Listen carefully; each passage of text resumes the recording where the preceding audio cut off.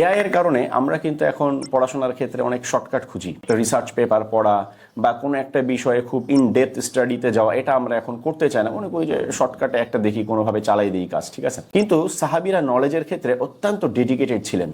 হ্যাঁ, আমরা জানি যে আহলুস সুফার যে সাহাবীরা, তারা মসজিদে নববীতে অধিকাংশ সময় কাটাতেন এবং ব্যবসা বাণিজ্যে বা জীবিকার কাজে খুব কম সময় দিতেন।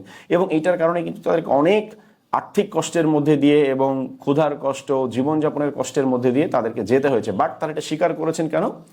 সরাসরি রাসূল সাল্লাল্লাহু আলাইহি সাল্লামের কাছ থেকে নলেজটা নেওয়ার জন্য। আবার মজার একটা ঘটনা আছে, একদিন ওমর রাদিয়াল্লাহু আনহু এবং আরেকজন সাহাবী, তারা দুইজন মিলে একটা চুক্তি করেছিলেন যে তুমি একদিন আল্লাহ রসুলের কাছে শিখবা, আমি বাইরে কাজ করব, জীবিকার জন্য কাজ করব, তো রাতে আসার পরে তুমি আমাকে শিখাই দিবা যে তুমি কি শিখলা। পরের দিন আমি আবার আল্লাহ রসুলের কাছে শিখবো, তুমি বাইরে কাজ করবো, ওই দিন আবার আমরা নলেজ শেয়ার করব।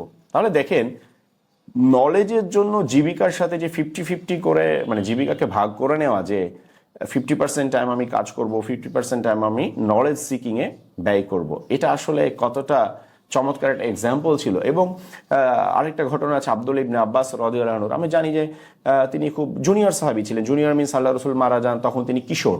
তো একদিন তিনি একজন সিনিয়র সাহাবীর কাছে গিয়েছেন। তো রাতের বেলা গিয়েছেন, গিয়ে দেখেন দরজা লাগানো। তিনি সারা রাত বসে আছেন তার দরজার সামনে। তো সকালবেলা যখন ওই সাহাবী বের হয়ে আসছেন, তিনি জিজ্ঞাসা করলেন, কি ব্যাপার, তুমি এখানে বসে আছো, তুমি রাতে আমাকে ডাকলেই তো পারতা। তিনি বললেন যে না, আমি যেহেতু ইলমের সন্ধানে আসছি, আমাকে আপনার কাছে যেতে হবে। সো আপনি আমার কাছে আসবেন, এটা ইলমের সম্মানের সাথে উপযুক্ত না, ঠিক আছে। তাহলে দেখেন যে নলেজের ব্যাপারে সাহাবীদের, মানে একটা তো হচ্ছে নলেজের প্রতি তাদের রেসপেক্ট, তাদের সম্মান, আর একটা হচ্ছে তাদের ডেডিকেশন। তো আমরা কি আসলে নলেজকে সেই রেসপেক্টটা করতে পারছি, বা সেই ডেডিকেশনটাকে আমরা রাখতে পারছি? এটা কিন্তু আমাদের প্রশ্ন করার সময় চলে এসেছে নিজেদেরকে।